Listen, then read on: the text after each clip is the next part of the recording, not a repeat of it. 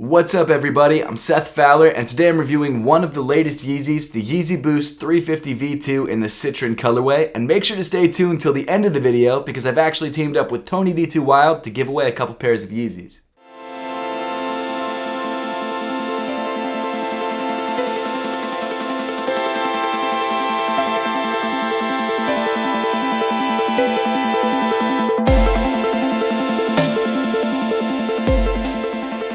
So because I'm giving away this exact pair of Citrins in a size 9, I'm not going to have any on-foot portions of the video, unfortunately, just because I'm trying to keep this pair DS for whoever wins it. But let's be honest, this pair looks almost identical to like 4 other pairs of Yeezys, so it's probably not hard to imagine what this pair will look like on feet. The Citrin colorway just dropped on Monday, which is kind of a weird release day for Yeezys because they usually drop on weekends, and we just had the Cloud Whites release like 3 days earlier on a weekend. I don't really understand why they released this pair so soon after the Cloud Whites. It doesn't make a lot of sense, but you know what, honestly, what Adidas and Kanye are doing just doesn't make a lot of sense in general, so you know, it is what it is. The overall construction of the Citrin colorway is almost identical to that of the Cloud Whites, or even the Statics for that matter, minus the heel tab. It's a nice looking shoe, but it really does feel like more of the same. However, there are a few minor color differences on this shoe that do make it stand out a little bit from some of the previous Yeezys. From a distance, this shoe does look very similar to the Lundmarks, but when you get closer to it, you realize that the colorway is almost a mashup of the Butters and the Sesames and the Statics. It's an interesting color combination, and while it's not that different than any other Yeezy that's dropped recently, it's still not a bad shoe. So jumping into the shoe, the upper is made up of Primeknit, as you would expect, and the Primeknit does have that sort of static pattern that we've had since the Statics first released back in 2018.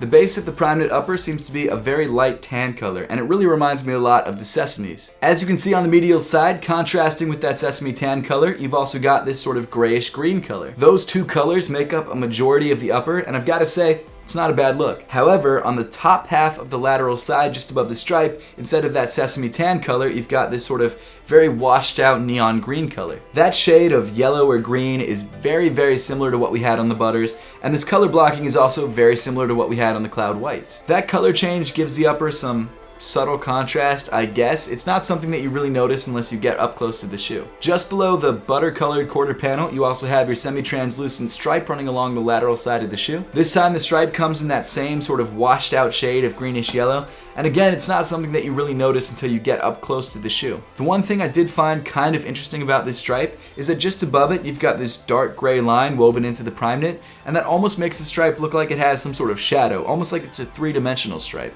And that's different, that's interesting. I think it's actually probably my favorite part of the shoe, even though it's such a tiny little subtle detail. Continuing up on the shoe, you've got your matching tan rope laces, and inside the shoe you've got a tan sock liner with the Adidas 3 stripes in 3M. The insole, as you probably would expect, also comes in tan with the Adidas and Yeezy branding printed on the heel in green. Even though I've never tried on a pair of Citrins, I can tell you they fit just like every other pair of 350 V2s, and that's half a size small. If you do decide to grab a pair of 350 V2s for yourself, it definitely does not hurt to go up half a size. In fact, Adidas' website actually recommends that. I mean, you can go true to size if you don't mind a snug fit or if you're planning to take out the insole. Either way works, it doesn't really matter, it just depends on your preference. Continuing back in the shoe, the semi-translucent stripe stops right before where the heel tab used to be, and as you can tell, there is no pull tab on this model, which Adidas seems to be removing now for some reason. Then moving down on the shoe, you've got your semi-translucent tan-colored midsole, which encases the full-length Boost, and on the bottom of the shoe, you've got your somewhat gum-colored outsole. This midsole and outsole color combination really reminds me a lot of the Sesame colorway.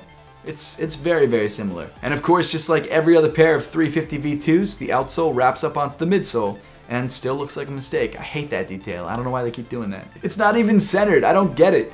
Why did they do that? Even though I think the Citrin colorway is more of the same, the 350 V2 is still an excellent sneaker. It still looks good when you're wearing it, and it still is very comfortable. If you don't have any other pairs of 350 V2s and you're trying to grab a pair, the Citrins are not a bad way to go, especially since they're pretty much just going for retail right now. But hey, you might not even have to buy a pair because me and Tony D2 Wild are actually giving some pairs away. As I mentioned before, I'm giving away this pair of Citrins in a size 9, and Tony is giving away a pair of Lundmarks in a size 12. Entering this giveaway is really easy, and of course there will be 2 winners, 1 for each shoe. And the instructions on how to enter and all the links you'll need are in the description below. As you probably could have guessed, you have to subscribe to both Tony D2 Wild's channel and my channel, and follow us both on Instagram. Then once you're done, comment your Instagram handle in the comment section down below. Commenting your Instagram handle on this video will enter you for this pair of Citrins, and if you want to enter for Tony's pair of Lundmarks, you have to go over to his video where he announces a giveaway and comment your Instagram handle over there. Entering for both shoes is of course allowed and in fact encouraged. I've left a link to Tony's video in the description below, so once you finish up this video, make sure to check his video out. Like I said before, there will be 2 winners, 1 for each shoe, and this giveaway will run for 2 weeks from today. But that's all there is to it. Good luck, thank you so much for watching, and I'll see you all in the next one.